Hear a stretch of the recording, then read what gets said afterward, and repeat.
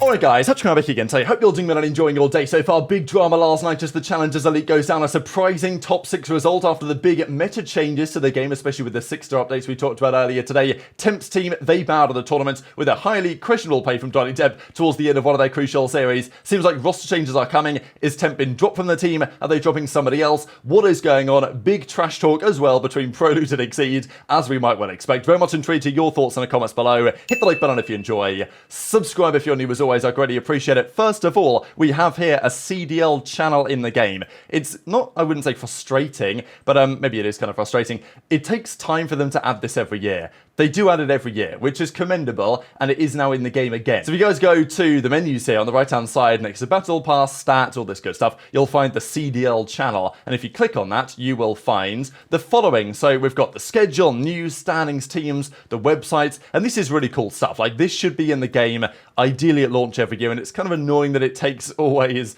several months to actually add it into the game. I understand that it's not a top priority, but you would at least hope that this, this could just be copied over year to year. But it's pretty cool what we see, right? So we see OpTic taking the victory 3-1. People can keep up with their favorite teams. I think in an ideal world, it wouldn't be sidelines on this menu. It would actually be like somewhere on the screen. If you guys have ever watched a Counter-Strike major while you've logged into Counter-Strike to play, you'll literally load up the game and the game will be playing there in the actual game client itself.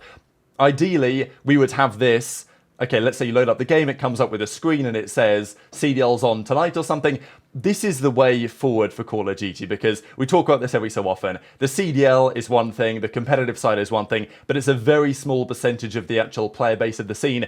The 1 year we had this, the best it's ever been, is Black Ops 2. Back in Black Ops 2, there was lots of crossover. They didn't even have this in the game. But League Play had massive crossover. The fact that the teams that were at the top of League Play could actually qualify for the World Championship was so good. And you had guys like T-Mart and Ali A and all these creators on the casual side. They were attending the World Championship. They were friends with the pro players. And that was the best we ever got in terms of kind of cross-pollination between what is, a casual COD player and someone who's actually interested in the competitive side.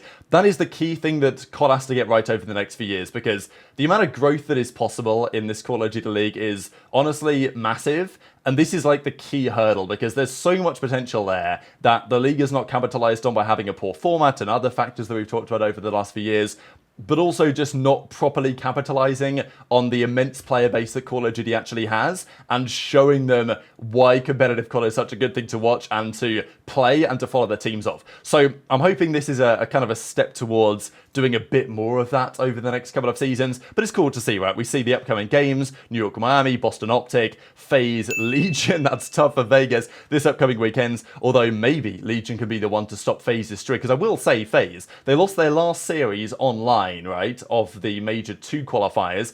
They then won every series at Major 2 to win the tournament, I'm pretty sure, right? Then they have won every series since then. So they must be not far off a pretty sizable series win streak. Legion are probably not going to be the team to stop it. They've also got this, by the way, so the CDL point standings, which I'm not sure if this is up to date. I think maybe they have 23 wins now. So, to be fair, some of these things aren't perfectly up to date. We do have the 8 teams, 12 teams, 8 of which, of course, will make the World Championship. And we also have the Vegas Legion. If you look at the teams, and you'll see the following, and Purge is still here. So look, it's not perfect, it's not perfectly up to date, but it's better than nothing, and it's cool for it to be in the game client itself, because, on the top 250 leaderboards, you can see which pros are part of which teams. So having this feature in the game is, absolutely something that should be there, ideally as early as possible into the cycle. But let's talk about some of this Challengers drama, because it was kicking off last night, as it always does. Reverse sweep denied. This is when FaZe Black were eliminated. That's Purge's team. I know lots of people were listening to their comms yesterday and very impressed with Purge, and we're raising the questions on, sure, they came top 4 in the end, but Purge was, I think, pretty impressive in their communication from what I saw. And there's obviously Attach said the same thing when he was teaming with Purge. So the question has been really on the Vegas side. Who made that call to get rid of Purge? We've never really heard anything to that effect. Not sure the team ever really made it clear why they got rid of Purge. Purge just did a statement to say, well, I wish I could have made better of the opportunity. So, was this led by the other 3 players wanting a seam instead, wanting an upgrade? Was it led by the coaching staff? Like, were they not happy with the play that Purge made Game 5 round 11 back at the Major, and then they played the first couple of series and got rid of him? I don't know. But I think that when you watch Purge play and when you listen to his comms, you understand why he probably was a more important feature of that Vegas team than they maybe recognized at the time and maybe are starting to recognize now. But August, so this is Johnny, Yuli, Paulx, and Major Maniac, they knock out the FaZe back guys to go on in the tournament. This was, though, a series that went on earlier on with FaZe back and Purge knocking out the Law guys of Temp, Prolute, Capsidel, and Gravity, or at least, winning the series against them. Now, there was a really interesting moment here from Donny Temp towards the end of this game, which may have inspired some of the drama to follow. And there was also Spart, I think, pulling off a reverse sweep here against the Boston Academy. So that's the team of Awakening, Cammy, Yuz, and 2ReeaL. They went down to Spart's team with Wiz, who was certainly the MVP of that 103 kills. That guy was absolutely piecing. So I'll share a couple of clips. Certainly this one here from Prolute and Exceed during the series that they played between the FaZe back guys and Temp team that eventually bowed out at this point. They were going off, and yeah, this is always entertaining when you've got two players that have been, let's just say, ruling the challenger scene for some time, talking trash on this level. Front DVD, we made DVD. Yeah, back DVD, back DVD. Back DVD, nice. I'm trying to just laying down side laundry. He's back laundry. You got a touch point. Back laundry on point. Fucking breakdown, you fucking Henry dog shit fuck. I guess so. You're forever Nam. You're awful, bro. You're forever amateur. You're forever amateur. Forever amateur. You dog shit fuck. You are awful. You're fucking amateur. Forever. You win this turn. You win this turn. You're awful. Alright, get fucking ready, you dog shit fuck. How the fuck are we losing this, bro? We're fucking. With Purge over towards Snowside. Clean shots from Capsidel. He knows that Purge is nearby. Tries to chase him out. Up and over. Purge is going to take a dive into the water. The next hit for FaZe Black has to be from the front. Pistol battle in the cold, icy water, and it's Purge with another elimination. Can't quite get up the ladder, though. It's just down to FaZe. They find their way into the hard point. Can they get taken down? Prolute will be denied, and now it has to be Capsidel. You got to run. You got to get there. The touch is in, but he's not able to find the kills in FaZe. Also funny, I will say that Exceed's go-to insult is the same insult that has basically made him famous, because that's what Drazah said to him back at MW19, right? Which is like one of the reasons why, 3-0'd when it mattered. ... You guys know the rest. So entertaining content as ever. Look, at the end of the day, Prolute and Exceed, they're not having the greatest time down there in challenges, but fair play, they're still talking trash. Exceed, we know that he often talks about not getting a spot in the league, other players getting picked up instead of him, and I understand that, of course, it's got to be frustrating, but at the end of the day, the team's just making decisions, picking up players they feel like can improve their roster. Exceed has, in some sense, had his chance, but, it's difficult, because some players, they've had their chance, but yet they still get more chances, either because of the relationships they have, or the networking, and, this is the question on a seam. Maybe it's like, let's say it doesn't work out with him on Vegas. He's been on 6 teams in the last 5 years. I don't think that Asim is going to be, stuck in challenges forever. I think he's still got good connections. People still believe that he can improve rosters, and they're probably right to. So maybe there's a point that, well, would he actually, be stuck in challenges forever? Would he get another chance, even if it's not necessarily deserved by the performances? It's not all, it's not how life works at the end of the day. So, if Exceed had the same maybe connections or network or friendship circle that Asim has, he probably would have been back in the league already. But, that's just the nature of things, I think. So as Purge says, smiling through it all, can't believe this is my life. They did, of course, bow out of the tournament. And, Spartus, come on, got, reverse swept those guys, Cammy and co, secured grand finals, right? So that's enough for them to get into the grand finals, which is going on, of course, tomorrow. But this was a tweet in from Donny Temp. Now, this was actually deleted. So I'm not exactly sure what the story is. But that clip there from Temp at the end of the sub base, when the guy just dives into the water and throws his life away, really, for seemingly no reason. Like, the team was in a pretty good spot, and Temp was like, yep, I'm getting this kill, and he just goes flying in.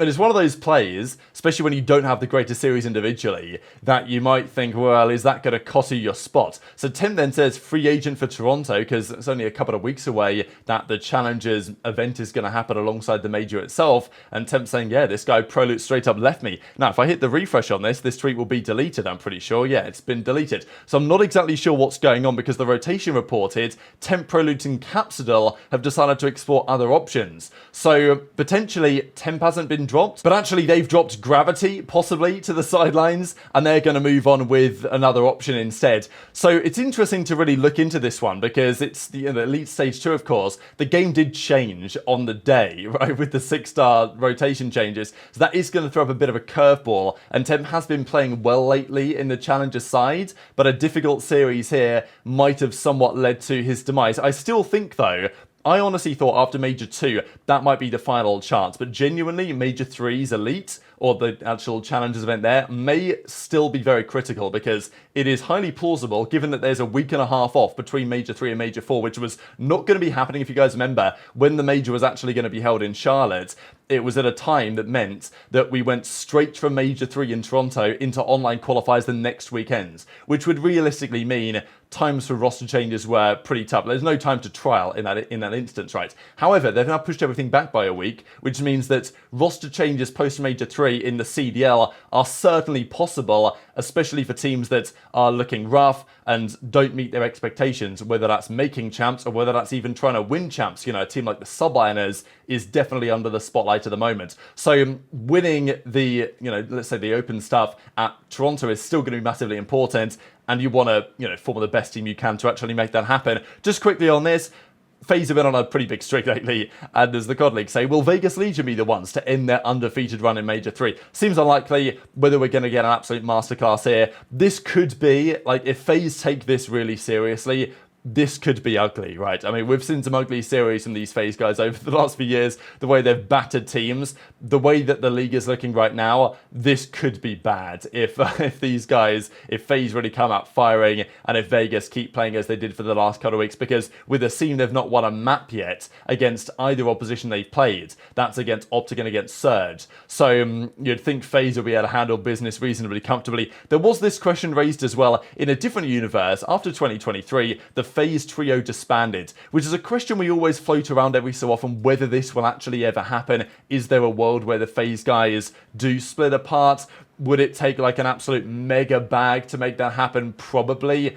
Is it ever likely that those guys will clash in terms of personalities? Like, they've teamed for 5 odd years at this point. It's probably not going to happen that they're going to have like a breakup, as let's say Scump and Crim6 did, although it's never completely out of the question, and as long as they're winning, it's going to be fine, and they're winning at the moment. But what could the reality be here? Who would win out of these teams? Scrappy, Simp, Insight, and CleanX, which would be, I mean, that is disgusting. Then you've got this OpTic team, of course, with Sib there instead of course, Kenny, right? Because Drazah would potentially have stayed on Thieves. It's quite interesting to think about, isn't it? Like, if Octane's still retired, but the FaZe guys split up, would this have been what we would have seen? Like, is it possible that if Thieves would have got aBeZy, then they may well have kind of stayed together? Now, at the end of the day, Thieves, they did have the struggles with the, you know, the roster situation and the amount of money that they could put onto the table, and of course, we're not considering FaZe here. And then Cellium with Skyz. I don't really like this New York team. I mean, you know, putting Cell in there can't be bad,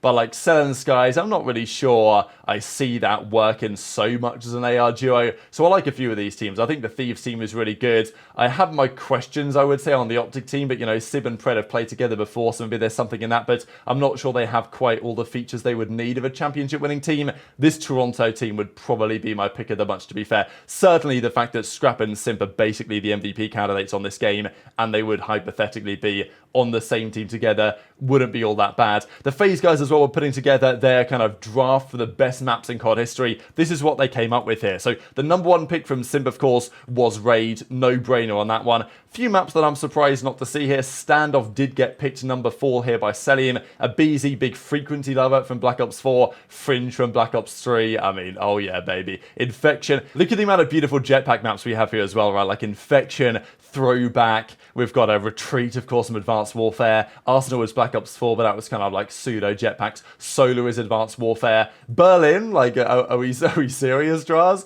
Okay, each their own, I suppose. Slums from Black Ops 2, Seaside Black Ops 4, and then even Nuketown is thrown in there, which is not necessarily the most competitive map that you're ever going to see, but very much intrigued to your thoughts on all this stuff in the comment section below. Hit the like button if you enjoyed. Subscribe if you're new. Take care, and I'll see you next time. Yeah, did you talk, Max? Did you talk to him after that? Latifi? No, I didn't actually. Damn. I think he secretly gets just free Red Bull supply. You have to add a disclaimer now. You can't say that on a stream.